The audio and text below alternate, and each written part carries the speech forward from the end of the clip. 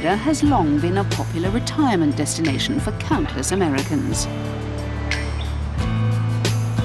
Its warm temperatures and sunny skies make it an ideal place for many to live out their golden years. Most of the elderly residents who live here embrace their retirement and enjoy a more relaxed pace of life. Yet that's not the case for all of Florida's senior citizens, and in September 2008 we found that it was especially not true for one 77-year-old.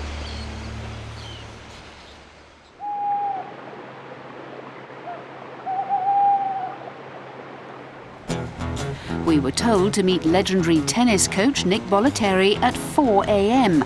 at the famed tennis academy which he founded in Bradenton some 36 years ago.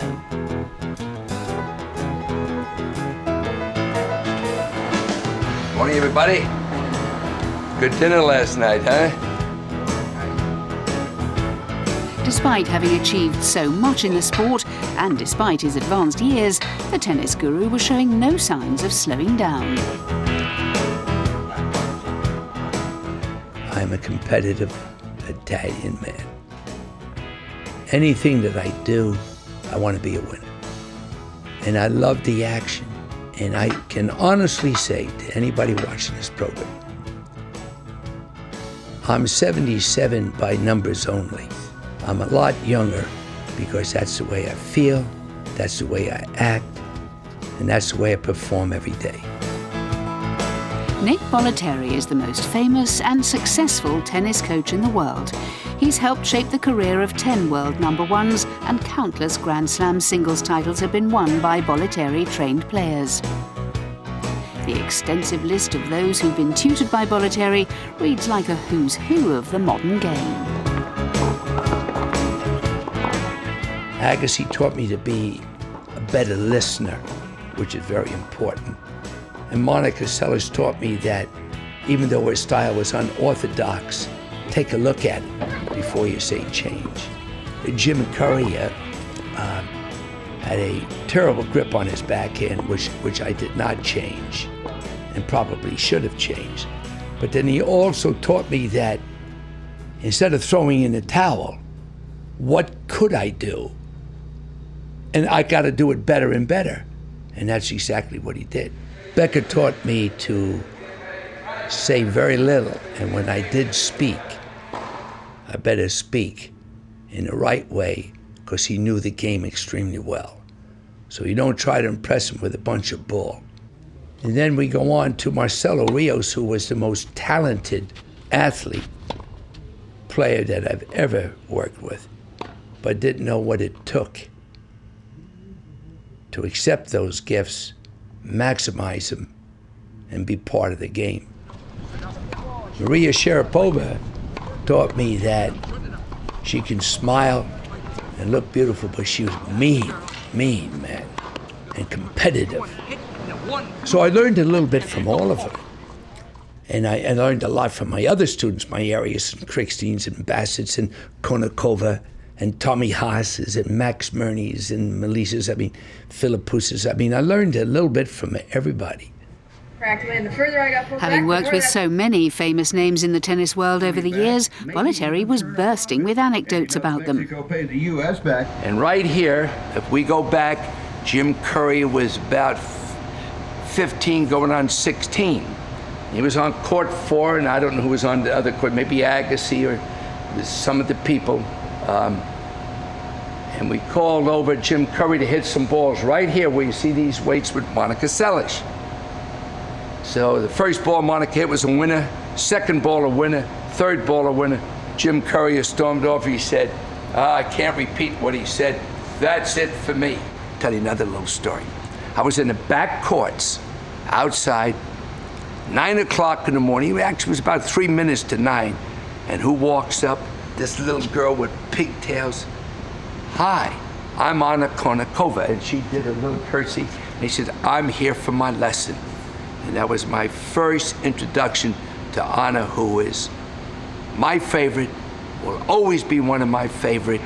And she knew who she was when she came here. Okay, everybody. A former lifeguard, law student and paratrooper before settling on a career as a tennis coach, Bollettieri founded his academy here in 1978. It changed the way the sport was taught at the elite junior level. Bollettieri promoted an aggressive brand of tennis that was ahead of its time. Discipline, hard work and fitness had long been the cornerstones of his approach to the sport, as had his belief that an ultra-competitive environment benefits potential champions.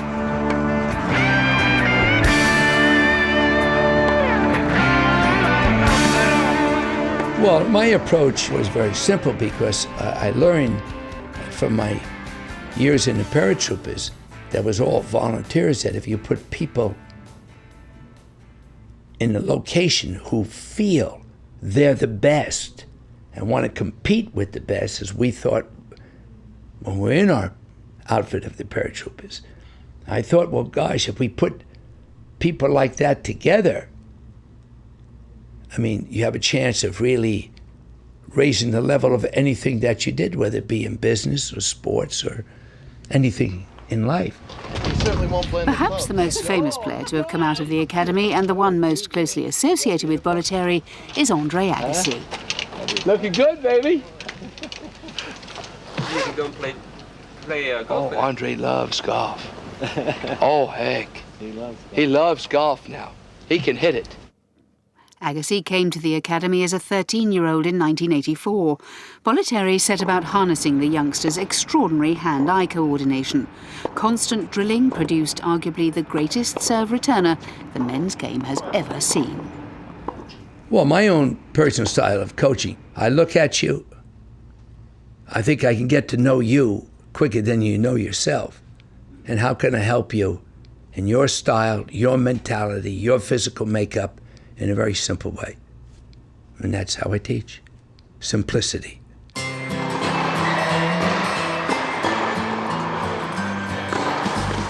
Back in 2008, the then 77-year-old remained as passionate about tennis as ever. His first coaching session of the day began at 5 a.m. and when we were with him, the early morning lesson was with a group of his elite youngsters. Amongst them, 3 American girls, of whom big things were being predicted. My name is Victoria Duvall. I'm 12 and I'm from Boca Raton, Florida. Hi, I'm Sasha Vickery. I'm 13 and I'm from Miami, Florida. Hi, I'm Alicia Black. I'm 10 years old and I'm from Boca Raton, Florida. Their daily training sessions were supervised by Nick and his team of coaches. Get that wrist burn, don't collapse it. Excellent, Sash.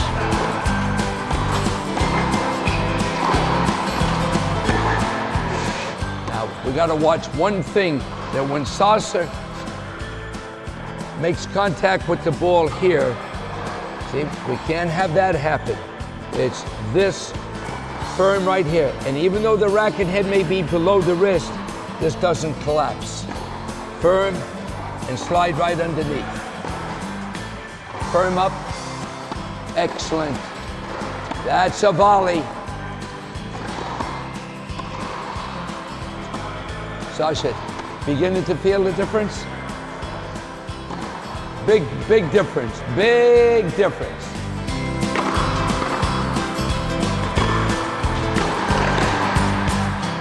This is what it's about right here. This is my next crop of kids right here. Who's winning? Flick. Excellent. Don't have to go for a winner.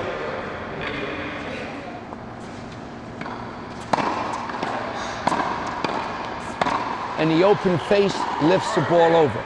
If you have a face like this, pretty tough to do that. And if you do get it, tough to control it. Getting better. Bollettieri's hectic schedule was managed by his wife and a team of assistants. Cindy Bollettieri is Nick's 8th wife. She'd been married to Nick for over 4 years when we met her. In Nick's world, there really is no traditional relaxing. He goes either 100 miles an hour or 0. There really is nothing in between. If my friends are going to give money, We discovered how Nick never completely shut off from his work, fielding around 50 cell phone calls a day, often in the middle of the night, from various professionals on tour. He is like a physician on call. You know, he just, boom, he's wide awake, he answers the phone, and he's very reassuring and very knowledgeable about what he's telling them. And then he shuts the phone off and he is back into deep sleep instantly. In some rare downtime, we accompanied Nick to the golf course that bordered onto one of his properties.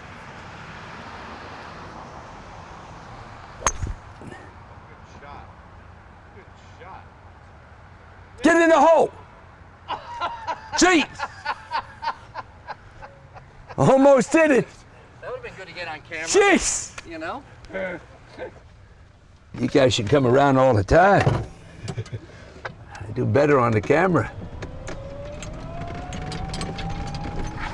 Cindy, see the shot? I missed a hole. Did I miss a hole in one? Did you really? Just missed a hole in one. Seriously? Oh, no, it's on. Sometimes you tell me that. And How close was it? really? Okay, and that's my third shot up there right by the pin, so. So you're gonna go play that one? Yeah, I'm gonna play that one. Okay. Growing up in an Italian-American area of New York in the 1930s and 40s, Bollettieri never played tennis at an elite competitive level. Yet his limited talent as a player never discouraged him from pursuing a coaching role in the sport as a young man. In fact, if it hadn't been tennis that he found himself drawn to, Bollettieri believed that he could have excelled as a coach in any sport. I could have turned my hands to any sport. And why I have that inner feeling to be able to see the little things. Most people can see the big things. What makes Nick Nick is the little things and being able to explain it in a very simple way. Now, remember, I have to surround myself with a staff that's outstanding, that they know a lot about the game as well. And if you surround yourself with what we call an unbelievable support team, that increases your chances of staying number one, because no person in the world can handle what we handle here by themselves. So you have to have the best of the best. And of course, being Italian, I take the credit. But I always say thank you to the people who have been with me 25, 30, 35, 40 years. He still, in his mind, has 100 years to go and a lot to accomplish. He'll never retire. To some, Bollettieri is merely a brash disciplinarian who never competed professionally and who picked up the game on the hoof. 2-1, Sasha! Yet to his admirers, he's nothing short of a tennis genius. Looking at his achievements over the years, it's hard to argue with the latter assessment. And Nick Bollettieri's infectious enthusiasm for the sport, which he's profoundly influenced, to this day shows no sign of diminishing.